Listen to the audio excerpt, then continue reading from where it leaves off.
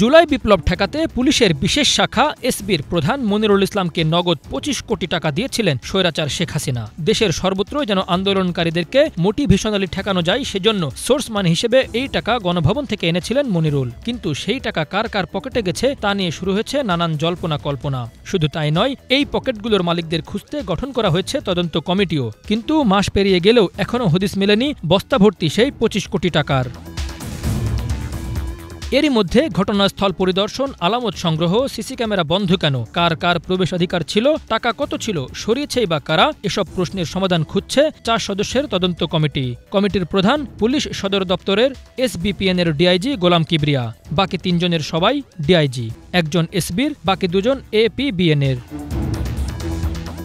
তদন্ত সংশ্লিষ্ট কর্মকর্তা সূত্রে জানা যায়, বৈষম্যবিরোধী ছাত্র আন্দোলন দমনে ব্যয় করার জন্য গত ৩ আগস্ট শেখ হাসিনা সরকারের কাছ থেকে ২৫ কোটি টাকা এনে নিজের কক্ষে রেখেছিলেন জঙ্গি নাটকের মূল হোতা মনিরুল। কিন্তু সেই টাকা বিতরণের আগেই ৫ আগস্ট শেখ হাসিনার পতন হয়। ওই দিন থেকে আর অফিসে যাননি মনিরুল। ফলে ওই টাকা সেখানেই থাকার কথা থাকলেও সম্প্রতি জানা গেছে তার অফিসে কোনো টাকা নেই।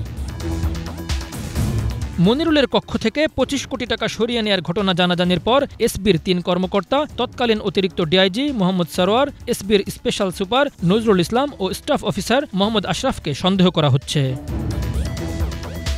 এসপি সূত্রে জানা গেছে, আঙুলের ছাপ দিয়ে এসপি প্রধানের কক্ষে ঢোকার প্রবেশাধিকার ছিল ৫ জনের। ৭ আগস্টের পর তাদের প্রত্যেকের সেই প্রবেশাধিকার লক করে দেন এক কর্মকর্তা।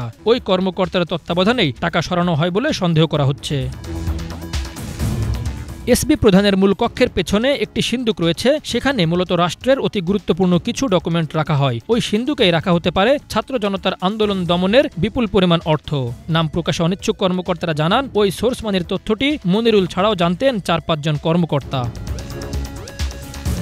টাকা সরানোর ঘটনায় সন্দেহভাজনদের জবানবন্দি নিয়েছে তদন্ত কমিটি। সম্প্রতি তদন্ত কমিটির প্রধান গোলাম কিবরিয়া জানিয়েছেন, কারা সেদিন দায়িত্ব ছিলেন তাদের ফিঙ্গারপ্রিন্ট সংগ্রহ করা হয়েছে। ফরেনসিক টিম কাজ করছে।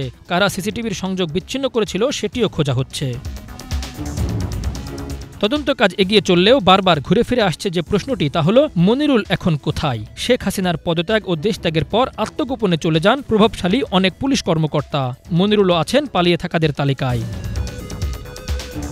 নাম প্রকাশে অনিচ্ছুক এসবির কর্মকর্তারা জানান, ওই সোর্স মানি আনার তথ্যটি এসবি প্রধান মনিরুল ছাড়াও জানতেন ৪ থেকে ৫ জন কর্মকর্তা। তারাই যোগ সাজসে এসবি কার্যালয়ের ক্লোজ সার্কিট ক্যামেরা ও ইন্টারনেট বন্ধ রেখে ৬ থেকে ১২ আগস্টের মধ্যে কোনো এক সময়ে মনিরুলের কক্ষ থেকে ওই টাকা সরিয়ে নেন। মনিরুল ইসলামকে গ্রেপ্তার করা গেলে অনেক প্রশ্নের উত্তর মিলবে। জানা যাবে এই ২৫ কোটি টাকা আনা ও সরানোর অনেক তথ্যও। বিসিএস ১৫ ব্যাচের পুলিশ কর্মকর্তা মনিরুল ইসলামের বাড়ি গোপালগঞ্জের মুকসুদপুরে।